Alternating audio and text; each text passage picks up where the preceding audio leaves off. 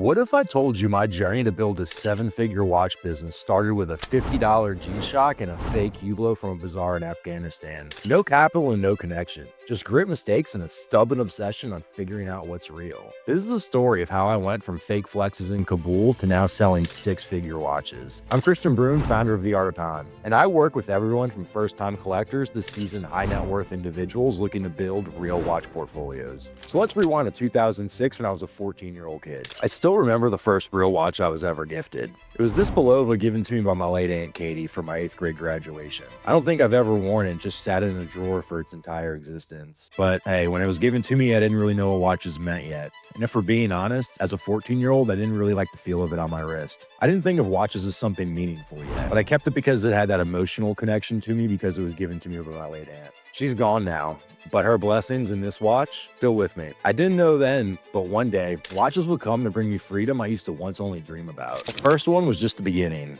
and years later, I joined the Army at 22. And prior to shipping out, I went to the Slido Army surplus store and got a black G-Shock for basic training. It was cheap, durable, and bulletproof, and exactly what I needed. It didn't leave my wrist for years and did everything with me. Airborne jumps, deployments, Ranger School, RASP, everything. And that G-Shock, it became a part of me, and I wore it for one reason: utility. And as the years passed, and a reminder of what I've accomplished, every time I would look at that G-Shock, I realized watches weren't just about time. They were about who you are, where you've been, and more importantly, what you've survived. My first ever deployment was Kabul, Afghanistan in 2016. We had an interpreter who worked with us, and he had connections in the city. About once a week, he'd tell us he's gonna go to the local bazaars, and he would always see these nice looking watches. One day he came back, showed us pictures on his phone. Hey, they were good enough for us. They were an upgrade from my G-Shock. So we gave him some pictures, Patek's, Omegas, just total fantasy watches that we thought looked good. Gave him $100 and sent him on his way. Hours later, he came back with what looked the part. But they obviously weren't. I wore that fake Hublot out in Auburn proud. Thought I looked sharp. Even wore a fake Cartier at a meeting once, and top-ranking officers in the 75th Ranger Regiment actually complimented it. One of the fakes, a Patek, got stolen from my truck back home in New Orleans. Somewhere out there, some homeless guy's rocking an Afghan knockoff, so hey, you're probably the best wrist in the city. But anyways, fakes aside, that upgrade from my G-Shock made me want to upgrade even more.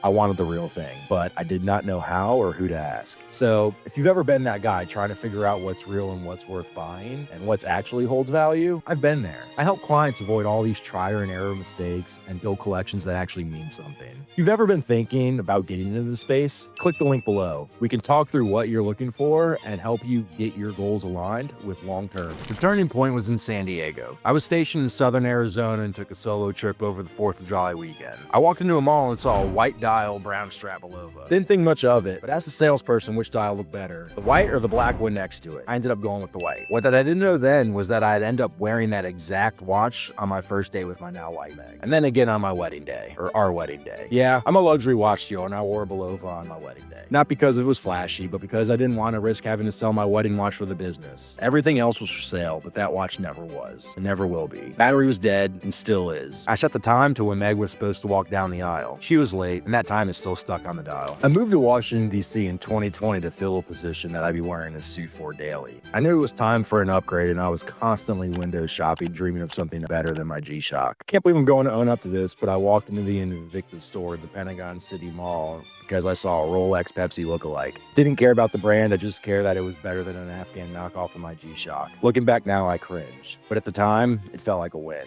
Later that year, I bought myself a $900 Hamilton off of Joma's shop for getting my bachelor's degree. Step in the right direction, but the real turning point came when a coworker of mine offered me his black Omega Seamaster he was looking to sell. He sold it to me for $900, and that's when everything changed. That really lit the fire in me. From that moment on, I never wore the Hamilton again. I later picked up a Grand Seiko Prospex as a beater. I loved it, but I was evolving and needed something more. I saw the answer in learning this business, and that's when I knew I needed to get into watch trading. My first flip, I lost $1,000. It hurt, but I didn't quit, and that was the start. Less than 2 years after losing $1,000 on that first watch, I turned this passion and desire into a growing $1 million business. This whole journey, from G-Shock to fake watches in a war zone, to an Omega from a coworker, to losing money on my first deal, to wearing a Bulova on my wedding day because of the sentiment, it's all shaped how I feel and treat this business. I don't sell hype. I don't sell just to make a sale. I help clients make smart decisions to build portfolios. I've made the mistakes. I've felt the sting. I've also felt the pride of buying something that truly means something. And that's what I want to deliver to every client I work with now.